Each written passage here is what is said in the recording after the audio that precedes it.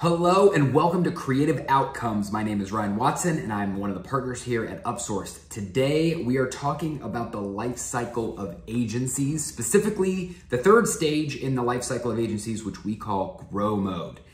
As a recap, the life cycle of agencies is a framework that we've created here at Upsourced to help ourselves and our clients understand the kinds of problems and needs and solutions that agencies face over the maturation of their businesses.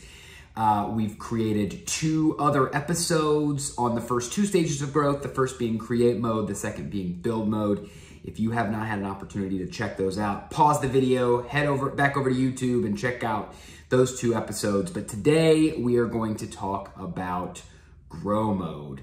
Grow mode is the stage that occurs right around, let's say, the 3 to 4 million mark in revenue, and ends around the $8 to $10 million in annual revenue mark.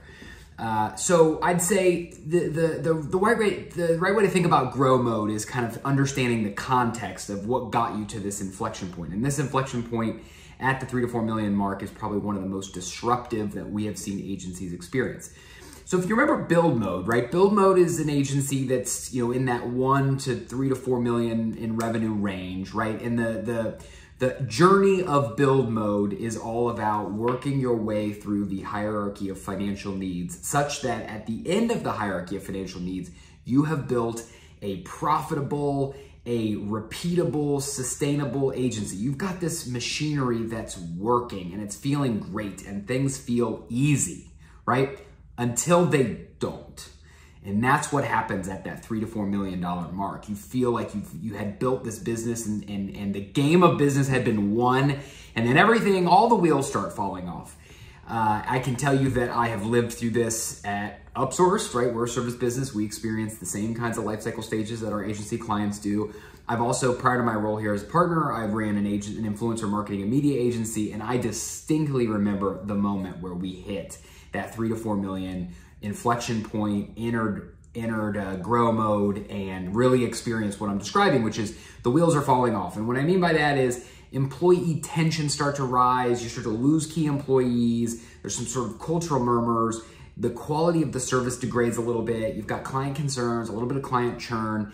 Again, things just start to stop working as easily. And through thinking about that experience in retrospect and now watching that movie play out for dozens of our clients over the last 11 years in this role, what is clear to me now that is happening is that in build mode, you've built this business that's working and it's profitable and it's repeatable, and you're managing it predominantly with a core leadership team. Well, at the $3 to $4 million mark, the business just becomes too large, too complicated, too vascular for that core leadership team to sort of bear hug all of the decision making and all of the things that have to get done, right? Ultimately, that leadership team is now becoming so many layers removed from the actual work and decision making that has to be done, that their presence as the leadership is becoming a bottleneck, and it's adding that tension. And what is clear is at this stage, what is required is promoting, empowering, incentivizing, and holding accountable that next layer of deputy to help you carry out the vision and the process that you have established and you were independently running in build mode, because you can no longer independently running it. You need the organization to be able to run these things for you, right? And so as what we say is ultimately you need to promote the next level of deputies to help you do this. Now, the question is, okay, how does this work? How would I help these deputies run my business in my own place, right? In place of the core leadership team. And so in order to do that, there's a couple of steps. The first step is figuring out how are you going to divide and conquer your organization, right? How are you going to divide up a large organization into smaller chunks of organizations that these deputies can individually run? And I would tell you there's 2 options to do that. The first option is to do it on a departmental basis, which is very common for a lot of our clients.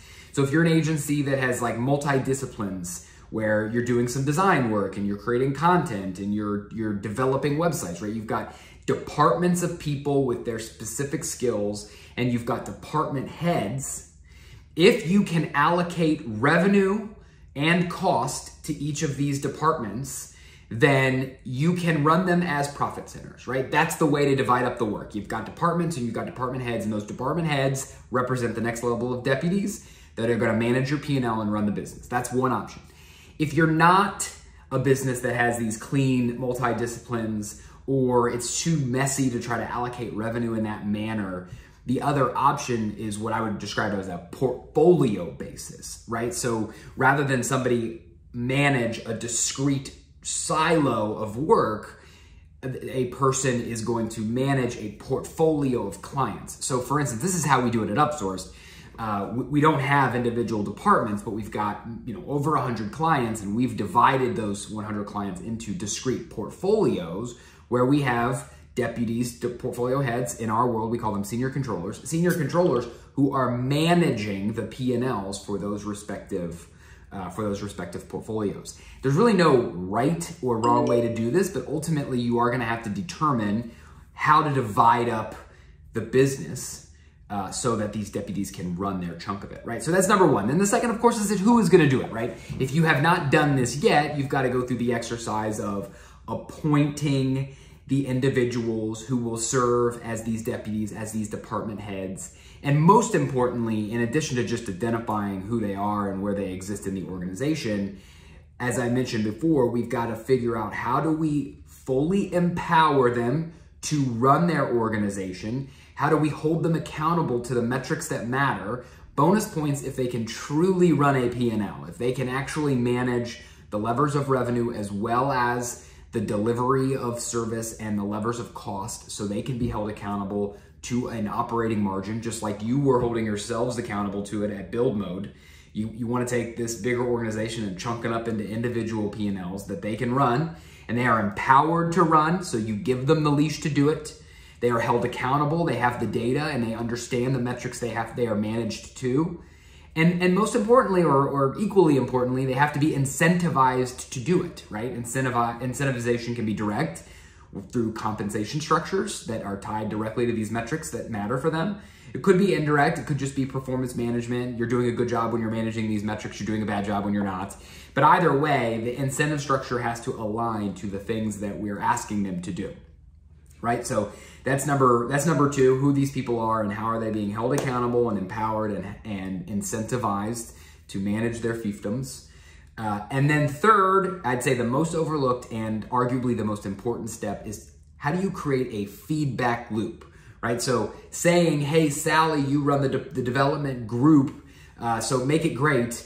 That's easy to do. But that isn't going to get you anywhere, right? Ultimately, we need to give Sally a feedback loop, right? So ultimately, if we're telling Sally that the metrics that matter for her are operating margin, okay, great. Well, we need to give her a view into operating margin regularly, let's say monthly or quarterly, and we need to have her have visibility in that information. And then we as a team need to talk about what went well and what didn't go well, right? So if the operating margin didn't come where we wanted it to come into, no big deal, but Sally, what are we going to do to fix that, right? So you can create a feedback loop in one-to-one meetings with these department heads. You can create a feedback loop in monthly or quarterly business reviews with the group of these GMs. There's no right way to do it, but it's important that you set the metrics, you give them the data on how they're doing against the metrics, you have a conversation about what we're going to do differently to improve those metrics, and then we meet again and we talk about what happened and what went well, and what are we gonna do the next time? And we just keep doing it. That feedback loop is absolutely critical to making sure that these individuals